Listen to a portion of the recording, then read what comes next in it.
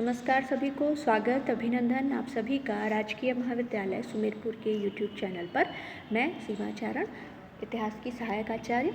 आज जो है फर्स्ट ईयर की क्लास का ही जो पेपर है, सेकंड पेपर, जिसमें भारतीय समाज के बारे में चर्चा है। कुछ टॉपिक हैं समाज से रिलेटेड। तो समाज में धर्म की तो शुरू से ही हमारे यहाँ प्रधानता चली आ रही है, तो क्यों नहीं धर्मों को इसमें जोड़ा जाए। आप जानते हैं कि भारत के प्रमुख धर्म, जिसमें हिंदू धर्म, बौद्ध धर्म, जैन धर्म, इस्लाम धर्म और सिख धर्म, इन सभी के बारे में आपके सिलेबस में ऐड किया गया है। तो उसी के अंतर्गत सिख धर्म का संबंधित पहला टॉपिक तो मैंने डाल दिया है वीडियो। अब उसके विकास के बारे में, कैसे सिख धर्म पनपा, सिख धर्म में कौन कौन से गुरु हुए, किन गुरुओं ने क्या क्या काम किए, क्यों कुछ गुरु महत्वपूर्ण हैं दूसरों की अपेक्षा, और अंत में गुरु गोविंद सिंह ने कैसे खालसा दल का गठन किया, उसके बारे में हम बात करेंगे। पिछले टॉपिक में वैसे मैंने आपको गुरु नानक के बारे में बता दिया। तलवंडी, जिसको आज ननकाना साहिब कहते हैं, पाकिस्तान में इनका जन्म हुआ 1469 में और 1538 में जो है उनकी मृत्यु हो गई। गुरु नानक जो है उन्होंने उदासी पंथ की स्थापना की थी, जो कि सांसारिक कर्मकांडों से, तंत्र मंत्र से दूर था, सिर्फ ईश्वर के प्रति सच्ची उपासना की बात करते थे। नानक जो है वो बहुदेववाद के बिल्कुल विरुद्ध थे, एक ईश्वर की बात करते थे, और सबसे बड़ी चीज़ मूर्ति पूजा के वो बिल्कुल विरोधी थे। गुरु नानक ने उदासी पंथ की स्थापना की और उनके समय में उनका एक शिष्य था मर्दाना, जो कि उनके साथ रबाब बजाया करता था, और उनके बाद ही जो है अगला जो गुरु है वो मर्दाना बना। इस तरह से गुरु नानक ने जो है दया को मस्जिद, अपना ईमान जो है उसको ही कुरान समझने की बात कही है। मूर्ति पूजा के वो बिल्कुल विरोध हैं। एक ईश्वर, निराकार ईश्वर की उपासना पर उन्होंने बल देने का प्रयास किया। जनता में कल्याण, प्रेम की भावना के विकास के लिए उन्होंने प्रयास किया। अब उसके बाद में उनके जो गुरु हुए अगले, उसके बारे में हम चर्चा कर लेते हैं। बच्चों, सिख धर्म में जो है 10 गुरु माने गए हैं। पहले गुरु गुरु नानक और अंतिम और 10वें गुरु थे गुरु गोविंद सिंह। इसके अलावा भी जो 8 और गुरु थे उनको सीक्वेंस से आपको बता देती हूँ। गुरु नानक, गुरु अंगद, गुरु अमरदास, गुरु रामदास, गुरु अर्जुन देव, गुरु हरगोविंद, गुरु हरराय, गुरु हरकिशन, गुरु तेग बहादुर, और अंतिम गुरु थे गुरु गोविंद सिंह। हर गुरु जो है जब उनका अंतिम समय निकट आता था तो अपने उत्तराधिकारी, जो उनका प्रिय शिष्य जो भी हुआ करता था, उसको अपना पद सौंप कर के उसे पंथ का गुरु घोषित कर दिया करते थे। जब गुरु गोविंद सिंह स्वर्गवासी होने लगे, जब उनकी मृत्यु समीप आई, तो उन्होंने कहा कि अब गुरु का पद समाप्त हो गया है, अब जो गुरु नानक ग्रंथ है उसी को जो है अपना गुरु होगा। यही आज से जो है सभी सिखों को मार्गदर्शन करने का, पथ प्रदर्शन करने का काम करेगा। गुरु नानक, ये तो मैंने बता दिया कि घूम घूम करके अपने उदासी पंथ का प्रचार किया करते थे संगतों के माध्यम से। उसके बाद में अगले जो गुरु हुए गुरु अंगद, जो कि उनके प्रिय शिष्य मर्दाना थे, उन्हीं को उन्होंने अपना गुरु अगला माना कि मेरे बाद में ये आपका पथ प्रदर्शन करेगा। उनके समय में गुरुमुखी लिपि, जो कि सिखों की लिपि है, वो लागू हुई। तभी से ये लिपि शुरू हुई। आज भी जो है पंजाब में आप देखो इसी लिपि में ज़्यादातर काम होता है। उसके बाद में गुरु अंगद ने लंगर, आप देखते हैं कि सिख धर्म में गुरुद्वारे में जो है सभी धन इकट्ठा होता है, सभी जो भी आने जाने वाले हैं, इसके अलावा दीन दुखी गरीब भी जो हैं उनके लिए भोजन की निःशुल्क व्यवस्था की जाती है। इस प्रथा को लंगर कहा जाता है। तो उन्होंने लंगर की प्रथा की स्थापना भी करवाई। तीसरे गुरु अमरदास जो थे, उन्होंने कहा कि जो भी गुरुद्वारे में आएगा उसके लिए आवश्यक है कि वो लंगर से भोजन करे। इस तरह से समाज में जो है उन्होंने जो जाति पाति असमानता है उसके विरुद्ध कर दिया कि अमीर हो या गरीब हो, सभी जब गुरुद्वारे में आएंगे तो वहाँ से भोजन करके ज़रूर जाएंगे। इसके अलावा औरतों में पर्दे की, सती प्रथा की उन्होंने निंदा की, और धर्म के प्रचार के लिए, सिख धर्म के प्रचार के लिए 22 मच्छी गद्दियाँ, मसनद जो है वो कायम की।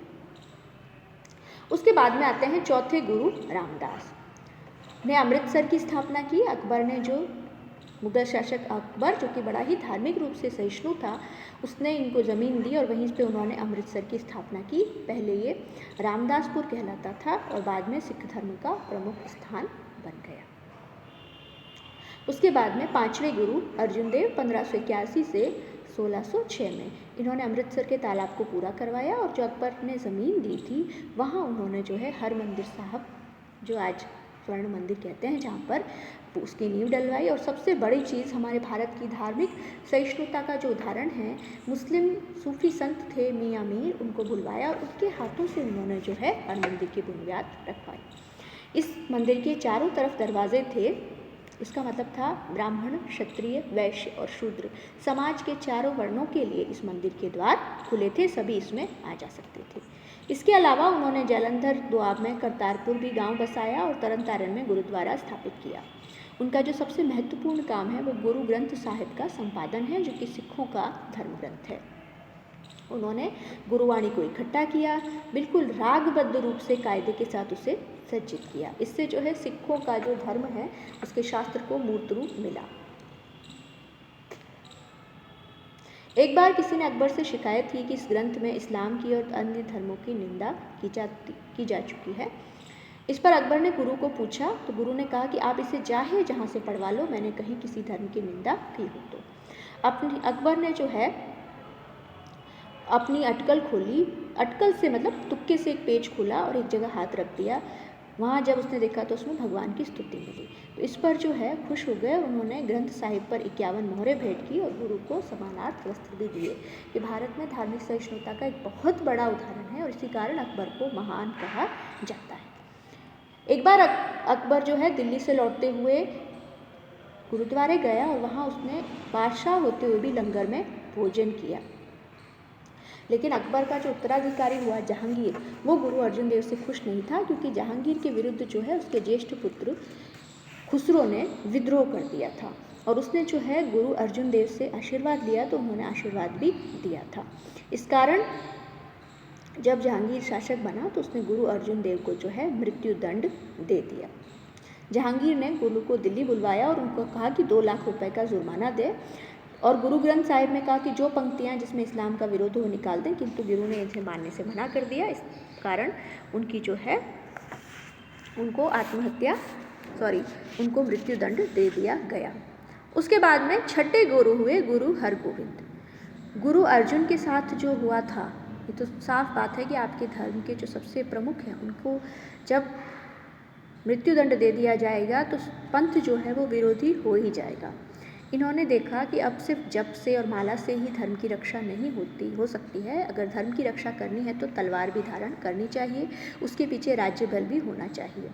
इसलिए गुरु हरगोविंद ने सेली फाड़कर गुरुद्वारे में डाली और शरीर पर राजा और योद्धा का परिधान धारण कर दिया और यहीं से जो है सिख पंथ का कायाकल्प हो गया। सैनिक शक्ति जो है इन्होंने बनाया। गुरु हरगोविंद ने माला और कंठी के बजाय 2 तलवारें रखना शुरू की, एक आध्यात्मिक शक्ति के लिए और एक लौकिक प्रभुत्व के लिए। उन्होंने सभी मसनदों को आदेश दिया कि अब से जो है भक्त गुरुद्वारे में चढ़ावे के लिए पैसा नहीं देंगे, बल्कि घोड़े देंगे और शस्त्र देंगे। इसके अलावा उन्होंने 500 सिखों की एक फौज भी तैयार की। साथ ही साथ उन्होंने अमृतसर में लोहागढ़ का किला बनवाया और हर मंदिर के सामने लौकिक कार्यों की देखरेख के लिए अकाल तख्त की स्थापना की। जो जहांगीर ने गुरु अर्जुन देव, जो सिखों के 5वें गुरु थे, उनके साथ जैसा व्यवहार किया था, तो साफ बात है कि इससे मुगल हुकूमत और सिख समुदाय की एक तरह से जो है शत्रुता शुरू हो गई। कई बार सिख विजयी रहे, इसके कारण उनकी संस्कृति जो है प्रभावशाली हो गई। कई लोग जो हैं इसमें आए। हर हिंदू परिवार का जो ज्येष्ठ पुत्र होता था उसको गुरु के शरणों में भेज दिया जाता था। अभी भी आप अगर पंजाब में जाएं तो आप देखेंगे कई परिवार ऐसे हैं जिनका एक सदस्य सिख धर्म से जुड़ा हुआ है। 7वें गुरु हरराय से औरंगजेब की बात नहीं बनी, मुगलों से कोई लड़ाई नहीं हुई और संगठन का काम उन्होंने जारी रखा। 8वें गुरु हरकिशन ने बुद्धिमानों से सलाह ली और अपने नज़दीकी रिश्तेदारों को नज़रअंदाज करके तेग बहादुर को अपना उत्तराधिकारी बनाया, जो 9वें गुरु बने। कहते हैं कि हरकिशन ने जो है अपने बड़े पुत्र को औरंगज़ेब के दरबार में भेजा और उन्होंने इस्लाम ग्रहण कर लिया तो हरकिशन ने उनको अपना उत्तराधिकारी नहीं बनके छोटे पुत्र तेग बहादुर को अपना उत्तराधिकारी बनाया, जो गुरु अर्जुन के पौत्र थे। उनके समय में औरंगज़ेब का दमन चक्र, औरंगज़ेब आप जानते हो कट्टर था इस्लाम का और बड़ा ही कठोर निष्ठुर शासक था। गुरु ने कश्मीर के पंडितों से कहा कि औरंगज़ेब को समाचार भेज दो कि तेग बहादुर इस्लाम स्वीकार कर लें तो हम सब खुशी खुशी रहेंगे। तेग बहादुर को दरबार में बुलाया, गुरु वहाँ हाजिर हो गए, लेकिन उन्होंने इस्लाम स्वीकार करने से इनकार कर दिया गया। अतः 11 नवंबर 1675 को उन्हें दिल्ली के चांदनी चौक में उनकी हत्या कर दी गई, जहाँ गुरु तेग बहादुर की हत्या की गई है, जहाँ उनका सर काटा गया है। वहाँ आज भी गुरुद्वारा शीशगंज उनकी स्मृति में बना हुआ है। धर्म को जो अपने समन्वय के लिए प्राण दे उसको तो लोग आज भी याद करते हैं, और जो दूसरों के प्राण लेता है वो इतिहास के पन्नों पर हमेशा काले अक्षरों में ही अंकित होता है। अब हम आ जाते हैं इनके अंतिम गुरु और 10वें गुरु, गुरु गोविंद सिंह पर। गुरु तेग बहादुर जो है जब भारत की यात्रा कर रहे थे, पटना में ठहरे हुए थे, तो 1666 में गोविंद सिंह का जन्म हुआ। 7वें वर्ष में वे पढ़ने बैठे, उन्हें संस्कृत, हिंदी और फारसी भी सिखाई गई। तीनों भाषाओं पर इनका अधिकार हो गया। इस कारण उनको जो पुस्तकों का, साहित्य का जो शौक हुआ वो उनकी मृत्यु तक बना रहा। गुरु हरगोविंद ने अपने पिता की अकाल मृत्यु के बाद शुद्ध होकर सिख संप्रदाय को जो है सैनिक रूप देना आरंभ कर दिया था, और गुरु गोविंद सिंह ने इस प्रक्रिया को पूर्णता पर पहुंचा दिया। गुरु गोविंद सिंह ने शांतिप्रिय सिख धर्म की खड़गवाद की छोटी सी कलम लगाई, वहाँ एक विशाल वृक्ष बना लिया। सिख धर्म की मानसिकता को बदलने के उद्देश्य से उन्होंने एक बहुत बड़ा काम किया। आनंदपुर में एक वैशाखी का मेला होता है, उन्होंने सभी सिखों को एकत्र किया और उनको वहाँ जो है उन्होंने वहाँ बकरे बंधवा दिए। वो फिर तलवार खींचकर कनात से बाहर आए कि धर्म की रक्षा के लिए चंडी बलिदान देना चाहती है, तुम में से जो जान देने के लिए तैयार हो वो कनात में आए, मैं अपने हाथों से महाचंडी के आगे उसका बलिदान करूँगा। इस तरह से जो है कई लोग जो है उनकी मदद के आ गए। 5 वीर आए, छठा आदमी नहीं उठा तो उन्होंने 5 वीरों को बाहर निकाला और उनको जो है पंच प्यारे का नाम दिया। 5 प्यारे, वे 5 प्यारे, ये इनके नाम मैं बता देती हूँ। लाहौर के दयाराम, दिल्ली की धर्मदास, द्वारका के मोहकम चंद, बीदर के साहिब चंद और जगन्नाथपुरी के हिम्मत। ये इन्होंने कहा कि ये जो पंच प्यारे हैं वो धर्म खालिस हैं, शुद्ध सेवक हैं, इसलिए मैं आज से खालसा धर्म की नींव डालता हूँ। तो बच्चों, सिख धर्म की नींव तो जो है वो गुरु नानक ने डाली थी, अगर प्रश्न आता है तो, और खालसा पंथ की नींव गुरु गोविंद सिंह ने डाली थी। इसके बाद में उन्होंने कड़ाव में पवित्र जल बनवाया और अपनी धर्म पत्नी ने उसमें कुछ बताशे घोले और गुरु ने तलवार से उस जल को आड़ोलित किया और पंच प्यारों को छिड़का। इस तरह से इस अमृत को पीकर ये लोग जो है खालसा में सेवारत हो गए। इसके अलावा इन्होंने जो है सिखों के लिए 5 क या 5 कारक रखना अनिवार्य कर दिए। ये 5 क हैं: कंघी बाल बनाने के लिए, कृपाण आत्मरक्षा के लिए, केश यानी अपने केश बड़े रखने चाहिए जिसे प्राय सभी धर्मगुरु धारण करते हैं, कच्छ फुर्ती के लिए, और कड़ा यम, नियम और संयम का प्रतीक है।